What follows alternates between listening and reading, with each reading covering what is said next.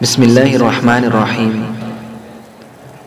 میرے دوستو، جب ہم سونے لگے تو ہمیں سوچنا چاہیے کہ نبی کریم صلی اللہ علیہ وآلہ وسلم اور ہمارے صحابہ کو سونے کے لیے کیا چیز میسر تھی۔ ہم تکیے پہ سر رکھنے لگیں تو یہ سوچیں کہ ہمارے حبیب خدا صلی اللہ علیہ وآلہ وسلم اور صحابہ کو تکیے کے طور پر کیا چیز میسر تھی۔ میرے دوستو، عائشہ رضی اللہ تعالی عنہ کی روایت ہے جس کا مفہوم یہ ہے کہ نبی کریم صلی اللہ علیہ وآلہ وسلم کا سرانہ چمڑے کا تھا۔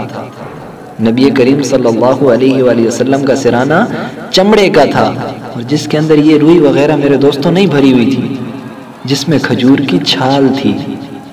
میرے دوستو، نبی کریم صلی اللہ علیہ وآلہ وسلم کا سرانہ اس قدر کہ آج ہم مسلمان ایسا سرانہ پورے پاکستان میں کہیں نہیں بنتا ہے، یعنی ہم اتنی حقیر نگاہ سے اس کو دیکھتے ہیں۔